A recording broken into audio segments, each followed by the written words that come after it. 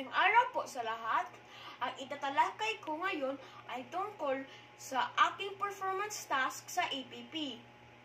At ang pamagat ng ating pag-aaralan ngayon ay tungkol sa ang computer at ang mga bahagi nito. Ano ang computer?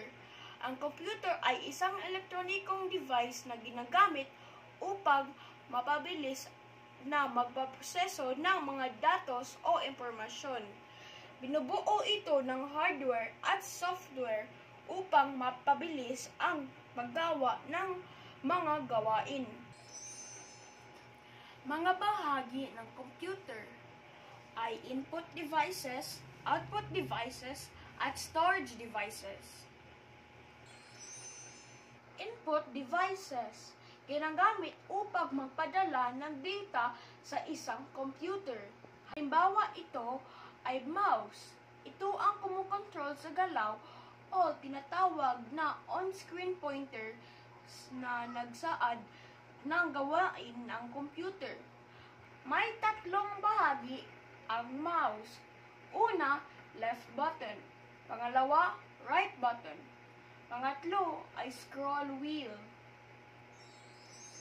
Isa pang input device ay ang keyboard. Ginagamit para mag-type ng titik, numero at mga simbolo.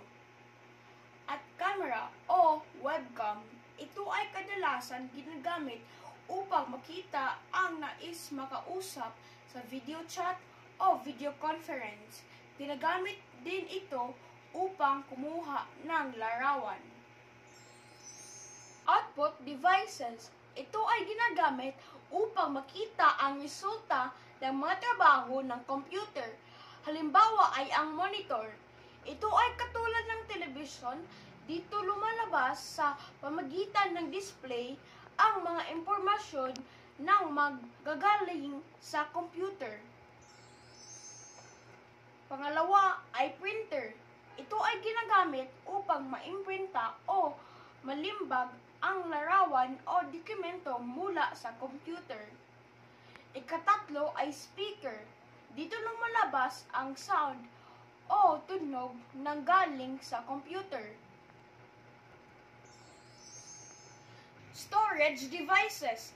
Ginagamit na imbakan ng halos lahat ng data at application ng isang computer.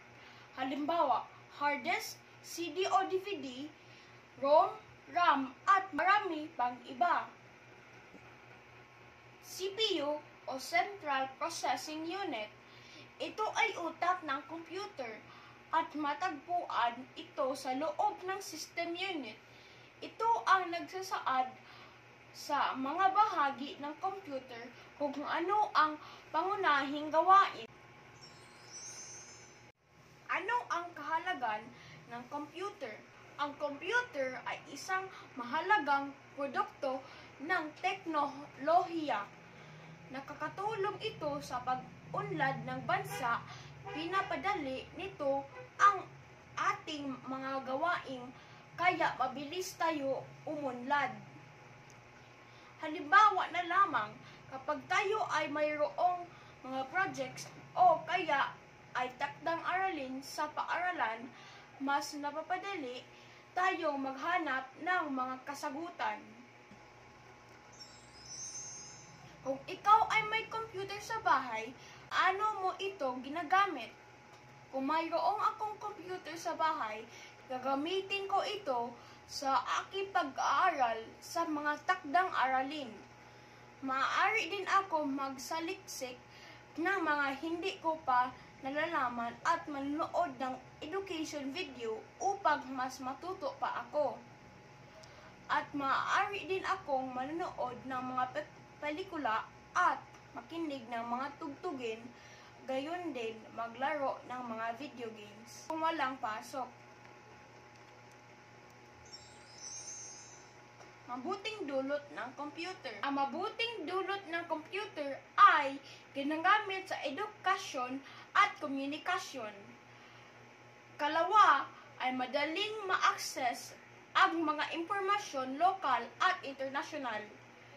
Number 3, nagbibigay libangan sa mga tao tulad ng panood ng mga pelikula, pagkikinig ng musika at paglalaro ng video games. Kaapat, nagpapalawak ng kaalaman.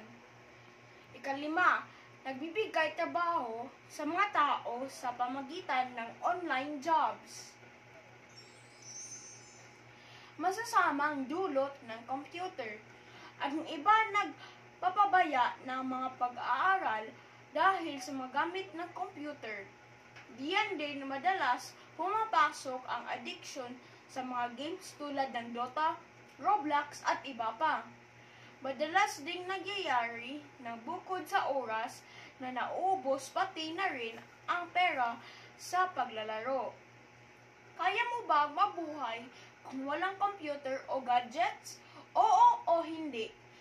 Kung ako ang tatanungin kung kaya ko ba nababuhay ng walang gadgets, ang sagot ko ay hindi. Sapagkat ito ay aking nakasanayan na at tunay na nakatutulong ito sa aking pag-aaral. Ang dapat naming tandaan, maging responsible sa paggamit at gamitin ito sa tama at huwag nating abusuhin. At dito na po nagtatapos ang aking EPP performance task at sana marami kayong natutunan at salamat sa pagkikinig at paalam!